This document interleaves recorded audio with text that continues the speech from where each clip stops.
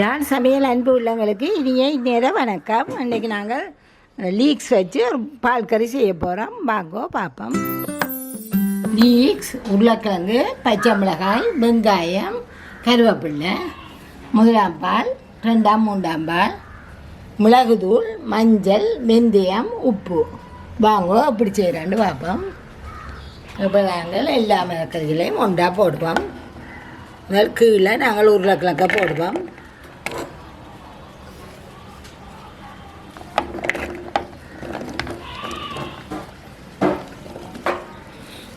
பச்சை மிளகாய் போடுவோம், கருவேப்பிலை, வெங்காயம்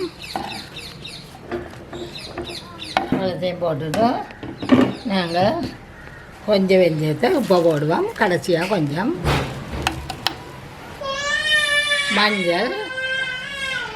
மஞ்சள் கொஞ்சம் கூட போடுவோம். உப்பு நீங்கள் கையில் எடுத்து போட்டிங்கன்னா தான் உங்களுக்கு அளவு தெரியும். உப்பும் போடுவோம், இன்னொரு கொஞ்சம் போடலாம். இப்போ இதுக்குள்ள நாங்கள் ரெண்டாம் மூன்றாம் பாலை கொஞ்சம் விட போகிறோம்.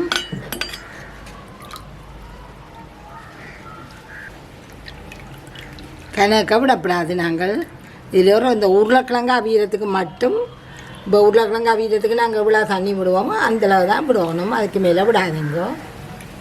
இவ்வளோ காணும். இது சிலண்டு வராது, ஒரு பிரட்டல் கறி மாதிரியே வரும். அடியில் நிற்கிது. இவ்வளோத்துக்கு விட்டிங்கன்னா காணும். இப்போ எல்லாத்தையும் ஒருக்கா நல்லா கலந்து போட்டோம்.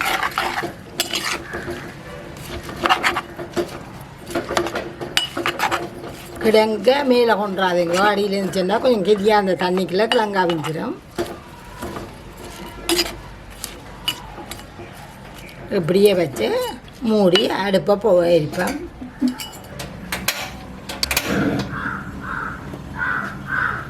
மூடி விடுவோம். ஒரு கொத்தி வேற பார்ப்போம். இப்போ வாங்கோ, நாங்கள் வச்சதுக்கு துறக்க இல்லை. இப்போ துறப்போம். திறந்துருக்கா கிளறி விடுவோம்.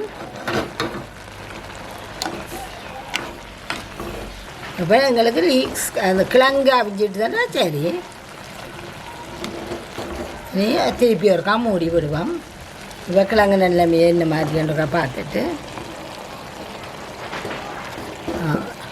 அவிஞ்சிட்டுது. ஆனால் இன்னும் கொஞ்சம் இந்த மாந்தையில் ஒரு கொஞ்சம் பூக்க இல்லை. அதுதான் என்ன பிறகு பார்ப்போம். இன்னும் 2 நிமிஷம் விட்டுட்டு திறப்போம், பால் விடுவோம். இப்போ வாங்குவோம். நாங்கள் இதில் 2 கிழங்க மசிக்கணும். பாலை விட்டுட்டு மசிப்போம்.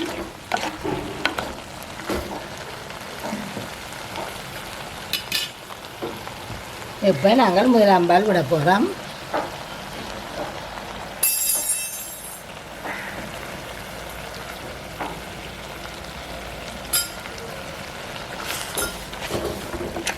ஏதோ ஒரு கொதிக்க நாங்கள் மூட போகிறோம். சின்ன அகப்பேண்ட வழியாக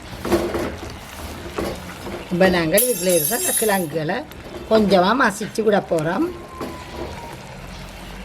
மசிச்சு விட்டு ஒரு கொதி வந்துட்டு வந்தோடனே நூக்க போகிறோம் அடுப்பை.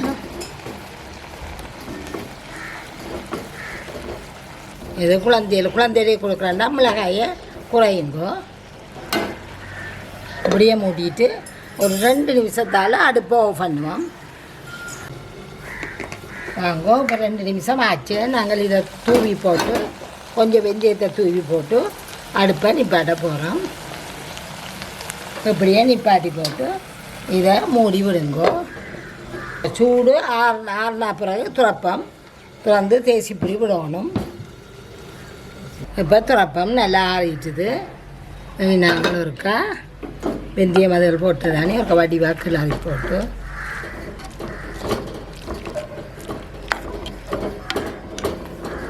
இதுக்குள்ளேயே தேசிப்புளி நான் சொல்ல மறந்துட்டேன். தேசிப்புளியை விடுவோம். காணும்.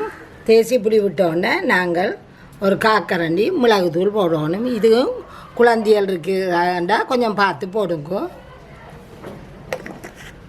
இந்த கறிகளுக்கு மிளகுத்தூள் தான் கொஞ்சம் வாசமாக இருக்கும்.